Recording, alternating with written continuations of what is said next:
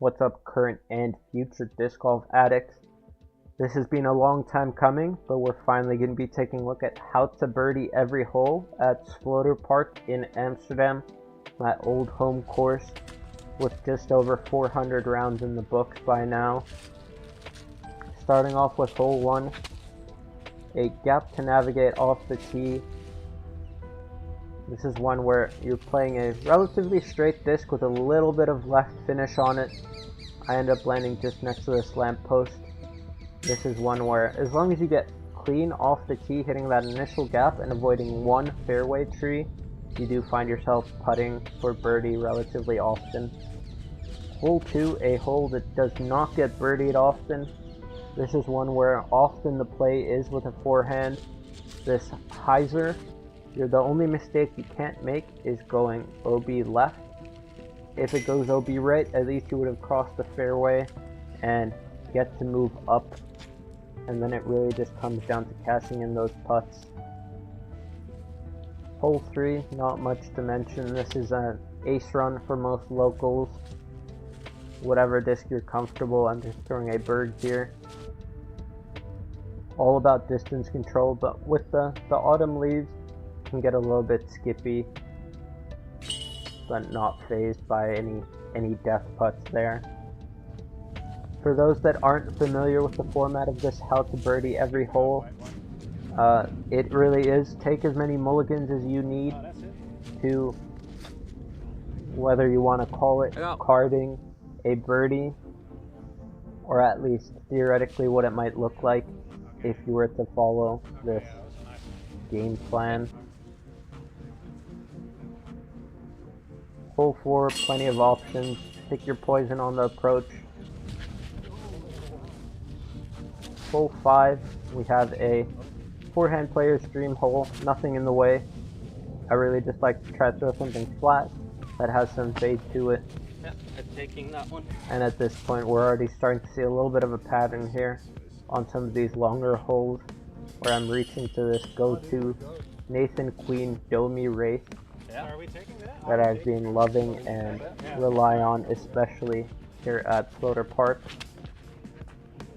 Hole 6 can be a tricky birdie to get, where you do have a couple of options on how you want to attack it, but generally speaking there is this one defined gap where you have a putting tunnel to the basket, so you want to try land at the mouth of that gap and then try make your long putt.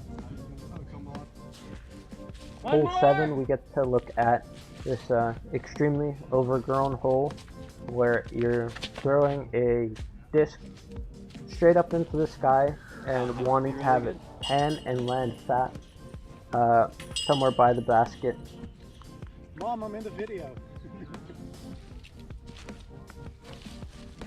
Hole 8, where we get to see this little repetitive nature of Sloterpark sometimes, where for most amateur players you will be throwing near full power on a lot of these tee shots, especially out here in this open area of the park.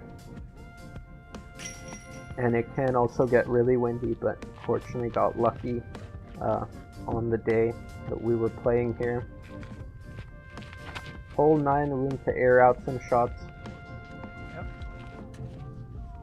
And at this point we're already on my 5th tee shot with this go-to Nathan Queen Wraith, and only on the 9th hole so far.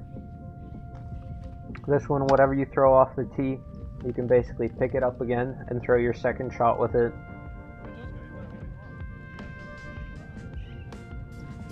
There's some OB long that really long arms can contend with, but not one you really should be messing around with. If you have the power, you just play with a little bit more of a hyzer, as long as you're in position off the tee. Hole 10, all about accuracy. Getting a little bit creative. You're playing that backhand hyzer line with a forehand harp, really beat up and catching one of the final guardian trees here.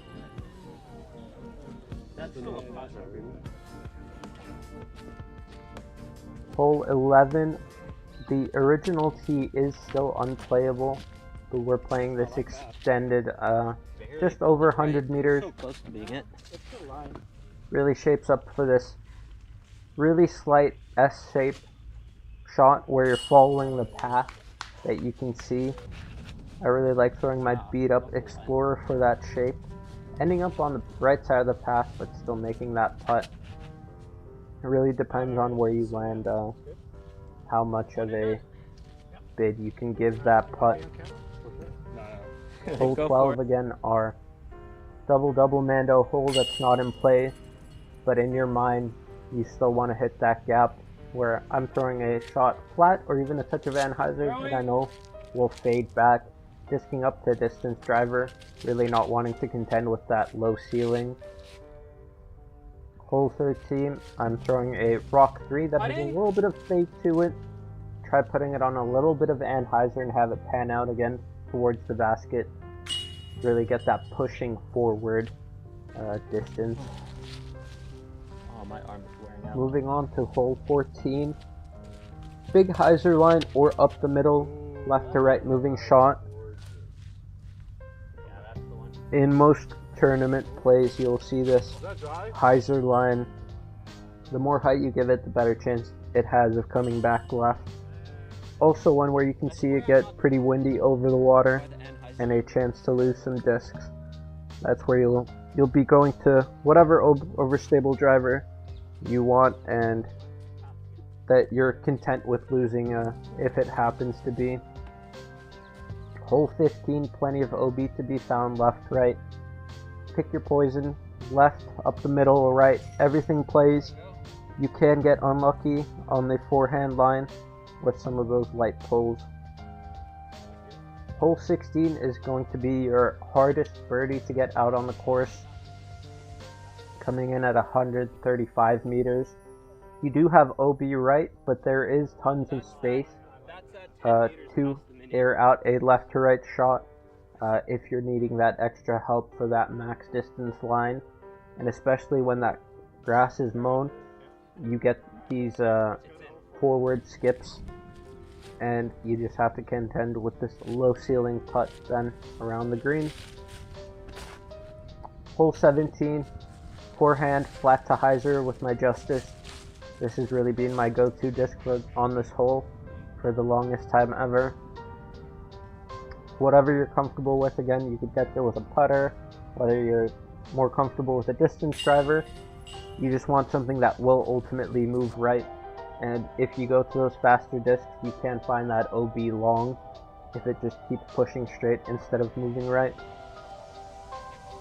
Hole 18 does play kind of like a max distance line, but this one you can play a little bit more controlled. Not one where you necessarily want to be parking the basket. You'll want to see a long left to right shape and hopefully stop somewhere around pin high, and then you can putt back. In case you do airball, there is always the chance of bouncing OB.